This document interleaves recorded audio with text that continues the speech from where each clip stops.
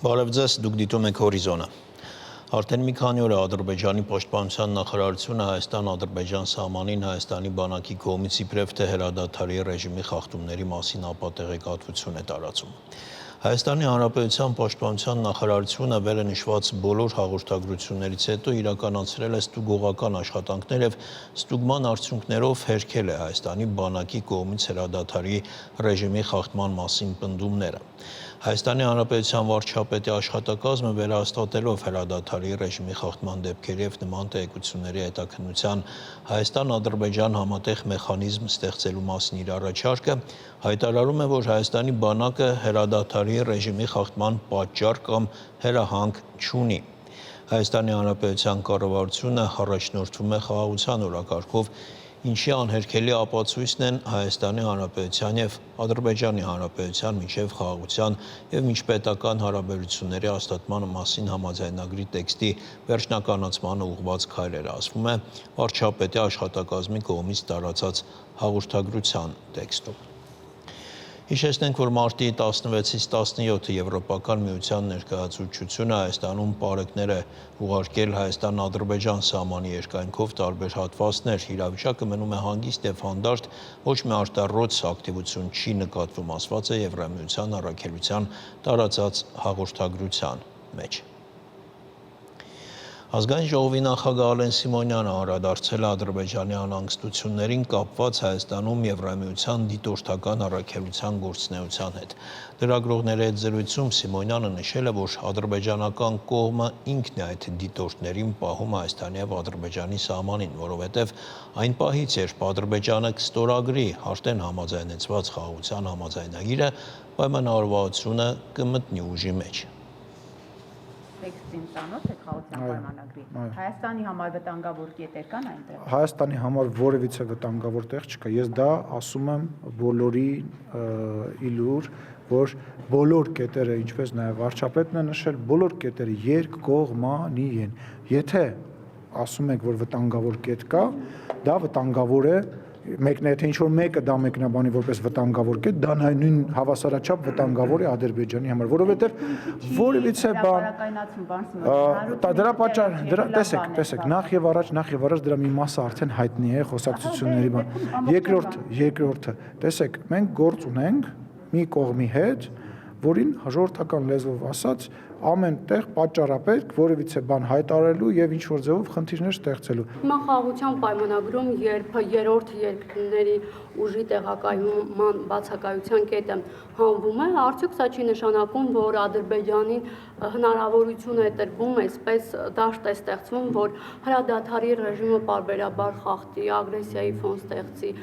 եւ նմանատիպ ապատեղեկատվություն տարածի։ Նախ եւ առաջ հիմա եկեք ֆիքսենք, որ եթե Ադրբեջանին այդքան անհանգստացնում են Եվրոմիության դիտորդները քաղաքացիական, ինքն է այդ դիտորդներին այլևս պահում Հայաստանի եւ Ադրբեջանի սահմանին, որովհետեւ այն պահից սկսված, երբ որ ինքը կստորագրի, մեր պայմանավորվածությունը կմտնի կողմանի մեջ, ուժի մեջ։ Երկրորդը, եթե խաղաղության պայմանագիրը ստորագրելուց հետո էլի պետք է հարձակում տեղի ունենա Հայաստանի Հանրապետության վրա, եվրոդիտորդների ներկայության ժամանակ է տեղի ունենա։ Կա հստակ պայմանավորվածություն, որ խաղաղության պայմանագրի ստորագրումից հետո կամ այդ ընթացքում այն տարածքները, որոնք օկուպացրել է Ադրբեջանը, իրենք դուրս կգան այդ տարածքից։ Ուրեմն այդ հարցի պատասխանը մեր սահմանազատման եւ սահմանագծման հանձնաժողովի այսպես ոչ թե տիրույթում է, այլ տրամաբանության մեջ է, որովհետեւ այն տեղերում, որտեղ որ Հայաստանն է առաջ, Հայաստանն է դուրս գալու, այն տեղերում, որտեղ որ Ադրբեջանն է առաջ, Ադրբեջանն է դուրս գալու, եւ այդ տրամաբանությունը արդեն իսկ դրված, ստորագրված եւ Ադրբեջանի նախագահի կողմից վերահաստատված է։ Գնալ ասել, օրինակ, ջերմուկի տեղում դուք եք առաջ, ոստեղ մենք ենք առաջ, դուրս եք գալիս, դուրս եք, այդ տրամաբանություն չի արվում։ Կա ֆիքսված բանից, Իրանի սահմանից մինչև Վրաստան ֆիքսված գիծ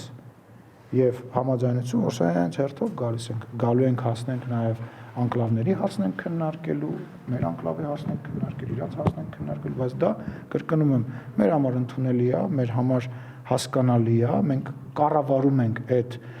ռիսկերը եւ տեսնում ենք, թե ոնց է դա գնալու, որը որ դրական բան է ներշնչում։ Ռուսական լրատվամիջոցները տեղեկություն են տարածել, որի համաձայն Համրանը Միացյալ Նահանգների պաշտպանության նախարարությունը պատրաստվում է Հայաստան տեղափոխել ռազմական տեխնիկայի մեծ խմբաքանակ։ Հայաստանի պաշտոնական աղբյուրները այս տեղեկությունը ոչ հաստատում, ոչ հերքում են։ Թեմայի շուրջ զրուցել են գործընկերներս։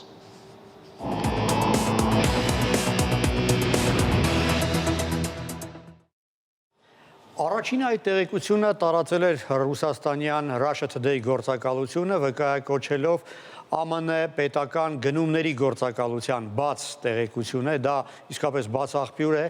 քանի որ Պենտագոնը բաց մրցույթ է հայտարարել, տենդեր է հայտարարել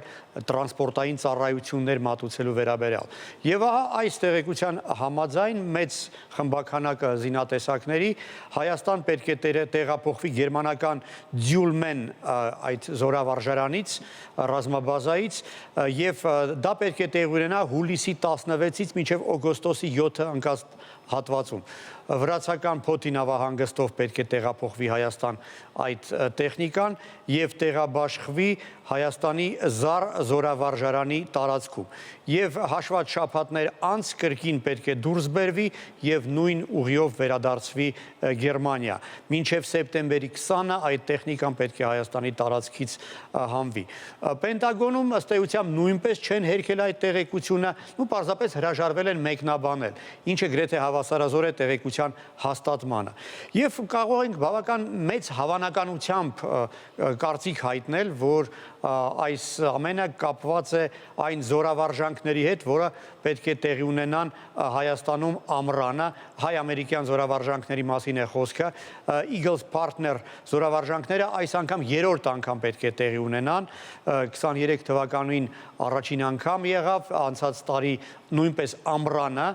եւ նույնպես հատուկ այդ նպատակով Եվրոպայից ամերիկյան տեխնիկա էր տեղափոխվել Հայաստան, սակայն շատ ավելի համեստ ծավալի։ Այս անգամ խոսքը գնում է 151 միավոր տեխնիկա տեղափոխելու մասին, ինչը իսկապես բավական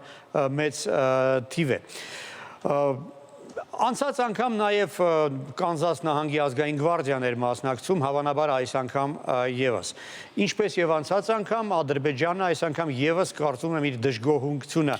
կարտահայտի եւ նաեւ այդ զորավարժանքներն էին պատճառը, որ Միացյալ Նահանգների եւ Ադրբեջանի միջև որոշակի այսպես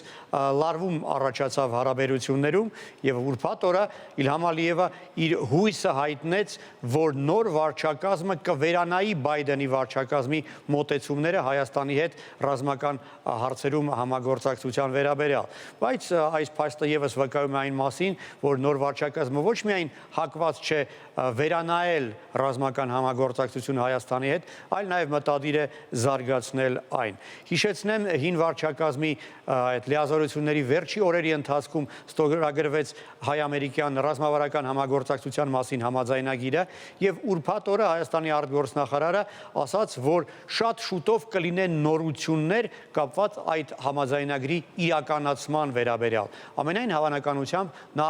նկատի ուներ հենց այն, ինչի մասին մենք հիմա խոսում ենք։ Արդյոք տպավորություն է ստեղծվում, որ վերջին շրջանում ամերիկացիները ակտիվացել են։ Դե իհարկե դա կապված է այդ հայ-ադրբեջանական համաձայնագրի տեքստի համաձայնեցման հետ, բազմաթիվ խաղացողներ են ակտիվացել, բնական է ամերիկացիները եւս, ուրբաթ օրը պետդեպը տարածեց պետքարտուղար Ռուբիոյի հայտարարությունն այն մասին, որ Միացյալ Նահանգները ողջունում է այդ համաձայնությանը, այդ հարցի վերաբերյալ եւ նաեւ գիտենք, որ ԱՄՆ նախագահի ազգային անվտանգության հարցերով խորհրդական Մայք Վոլցը հեռախոսազրույց է ունեցել Ադրբեջանի նախագահի օգնական Հիքմետ Հաջիևի հետ։ X միկրոբլոգում նա գրառում է արել, հետեւյալ բովանդակության մեջ բերում եմ. ես ասացի նրան, որ մենք հիմա պետք է ավարտենք այդ համաձայնագիրը եւ ազատ արձակվեն գերիները։ Սա չափազանց կարևոր, այսպես ուղերձ է Ալիևին ուղղված, քանի որ առաջին անգամ ԱՄՆ այսպիսի բարձրաստիճան պաշտոնյան ոչ միայն կոչ է անում օր առաջ ստորագրել հայ համաձայնագիրը, այլ նաև պահանջում է օր առաջ ազատ արձակել հայ գերիներին։ Օրեր առաջ նույն կոչով հանդես եկավ նաև Եվրախորհրդարանը։ Եվ եւս մի չափազանց կարևոր հանգամանք, որի մասին պարզ պատճառներով ավելի քիչ է խոսվում։ Ուրբաթ օրը իմացանք այն մասին, որ ԱՄՆ նախագահի հատուկ բանագնաց Սթիվ Ուիտկոֆը Մոսկվայից Վաշինգտոն վերադառնալու ճանապարհին մի քանի ժամով վայրեջք է կատարել Բաքվում եւ դրա մասին ոչ մի պաշտոնական տեղեկություն չի եղել, պարզապես Fly Radar պորտալը, որը հետևում է ինքնաթիռների այդ տեղափոխությանը, հաստատել է, որ Ուիտկոֆի ինքնաթիռը Մոսկվայից դուրս է եկել գիշերը ժամը 2-ին 5 պակաս եւ 5:30 վայրեջք է կատարել Բաքվի Հեյդար Ալիևի անվան օդանավակայանում։ Մոտ 2 ժամ է նա անցկացրել Բաքվում եւ առաջին հայացքից դա կարող էր կապված լինել ինչ-որ տեխնիկական սպասարկման հետ կամ վառելիքի հետ կապված, բայց փորձագետները վկայում են այն մասին, որ Gulfstream G650 տեսակի ինքնաթիռը կարող է գրեթե 13,000 կիլոմետր անցնել առանց վառելիքի ավելացման։ Մինչդեռ Մոսկվայից Վաշինգտոն ընդամենը մոտ 8,000 կիլոմետր է։ Այսինքն կարող ենք վստահ լինել, որ սա ոչ թե տեխնիկական վայրեջք էր, այլ հենց վայրեջք, որի նպատակն էր ինչ-որ բանի մասին, ինչ-որ մարդկանց հետ խորհրդակցել։ Եվ չի բացառվում,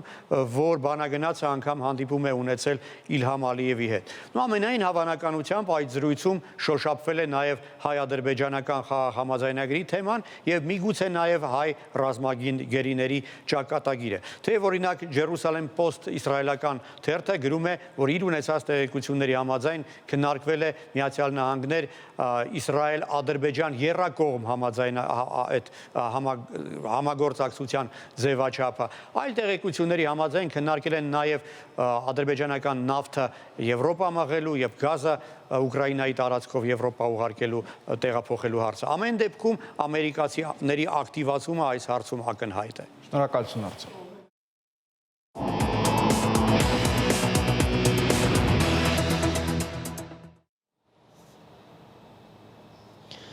Վրաստանի արտաքին գործերի նախարարը խոսել է Հարավային Կովկասում վերջին զարգացումներից։ Մակա Բոչորիշվիլին նշել է, որ խաղաղությունն ու անվտանգությունը Թբիլիսիի համար առանցքային գործոններ են։ Խոսքս փոքր, բայց շատ դինամիկ տարածաշրջանի Հարավային Կովկասի մասին է։ Վրաստանը միշտ աջակցել է իր հարևանների Հայաստանի եւ Ադրբեջանի ջանքերին, եւ մենք ուրախ ենք, որ նրանք գտել են խաղաղության ճանապարհ եւ հայտարարել են խաղաղության պայմանագրի մասին, որը չափազանց կարևոր է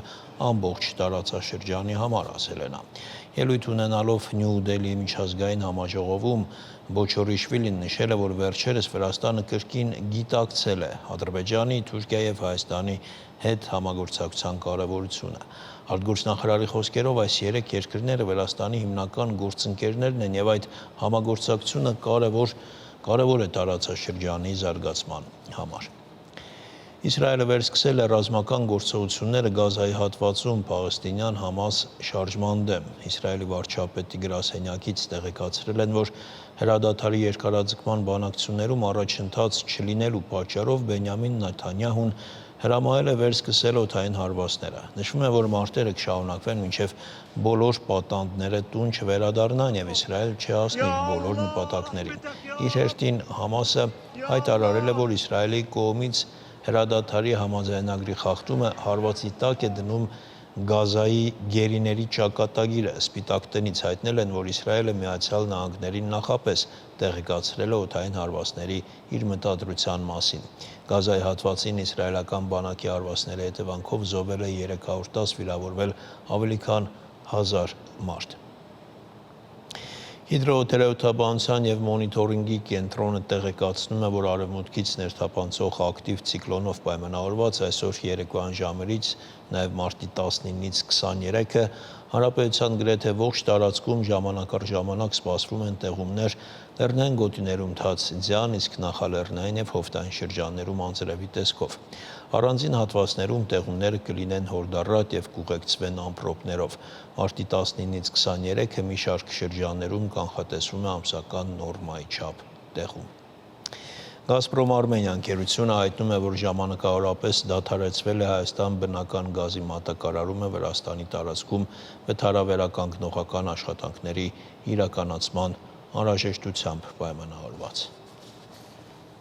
Հյուսիսային Կովկաս, Անդրկովկաս, տարանցիկ մայրուղային գազատարի Ղազախ Սագուրամո հատվածում վթարավերականգնողական աշխատանքներ իրականացնելու նպատակով մարտի 18-ին ժամը 9-ից մինչև ժամը 18-ը կդադարեցվի Հայաստան բնական գազի մատակարարումը։ Նշված ժամանակահատվածում հանրապետության սպառողների անխափան եւ հուսալի գազամատակարարումը կիրականացվի առանց սահմանափակումների, ներքին պաշարներով Իրանի Իսլամական Հանրապետությունից մատակարարվող բնական գազի լրացուցիչ ծավալների հաշվին։